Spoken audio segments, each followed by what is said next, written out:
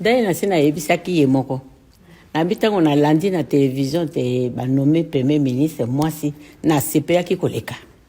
Nalo na sepeye boite ba mususu nyonso tu ba nomaka ba mibali na mona ka ezali normal. Meta ba nommé mwasi na beta oyo motema na ngai lingi yango wana. Basi bande basimbaka libota. Soko tayi malamu.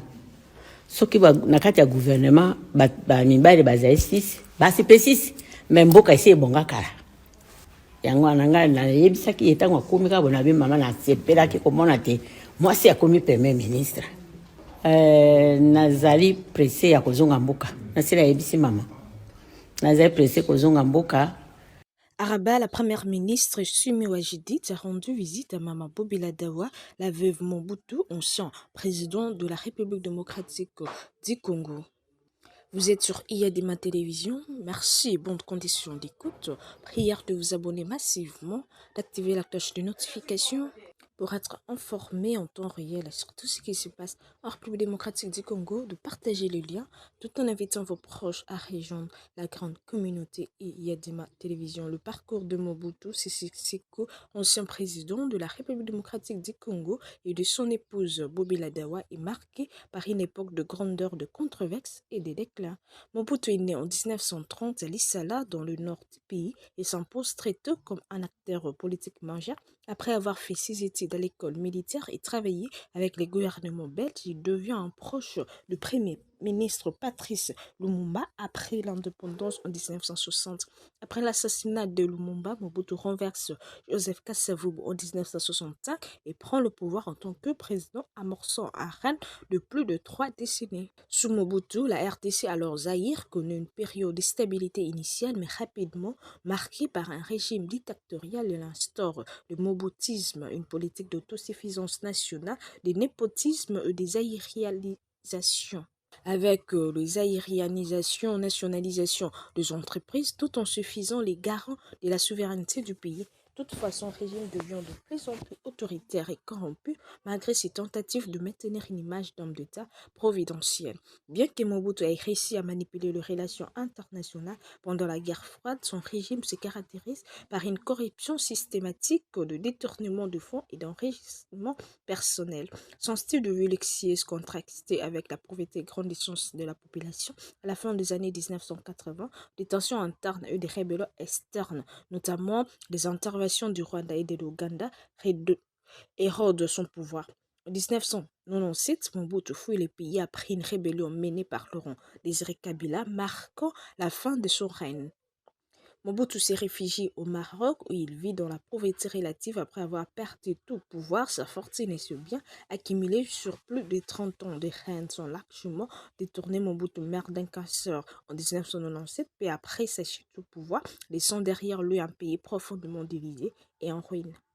Bobila Dawa, l'épouse de Mobutu, a été une figure discrète mais centrée de son cercle privé. D'origine congolaise, elle a joué un rôle plus en retrait pendant le régime de son mari, restant souvent dans l'ombre de la scène politique. Après la chute de Mobutu, elle vit dans l'exil loin des projecteurs tout en venant gérer les conséquences de la fuite du régime, notamment la part de richesse et l'influence.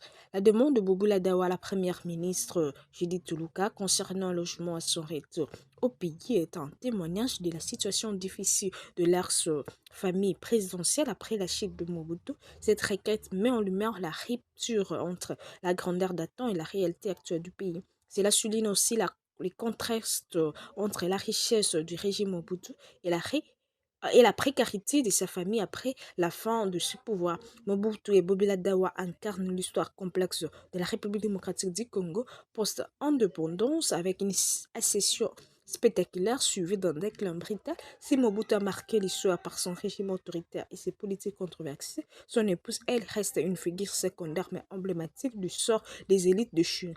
Leur histoire est un mélange de gloire et de tragédie, reflet des turbulences politiques et économiques du pays.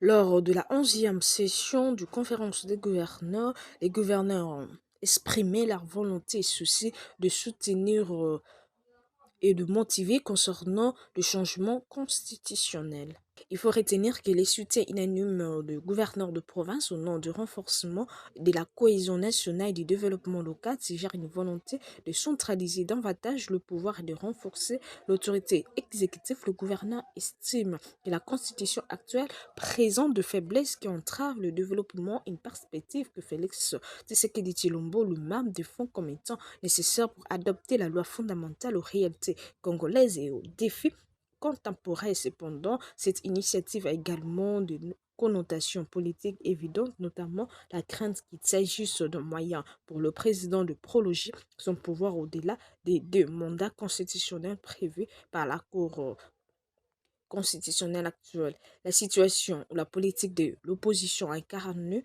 par de figures comme Martin Fayoulou et de mouvements citoyens tels que Lucha soulève une inquiétude majeure quant à la préservation de principes démocratiques. La modification de la Constitution pourrait en être perçu comme une tentative de manipulation politique pour consolider le pouvoir du président, ce qui renforcerait la méfiance des citoyens vis-à-vis des autorités. La légitimité d'une telle réforme se trouve ainsi remise en question par ceux qui considèrent que cette démarche pourrait affaiblir les institutions démocratiques du pays et accentuer l'autoritarisme. La RDC fait face à des défis sociaux et économiques considérables, notamment la pauvreté, l'insécurité et les disparités régionales, bien que les développements local soit mis en avant comme des objets de la réforme constitutionnelle. L'efficacité d'une telle réforme dans un pays aussi vaste et complexe que la République démocratique du Congo dépendra de la mise en œuvre de réformes profondes dans d'autres secteurs tels que l'éducation et la santé, la sécurité. De plus, les tensions sociales sont exacerbées par la perception que le système politique est souvent déconnecté de préoccupations réelles de la population.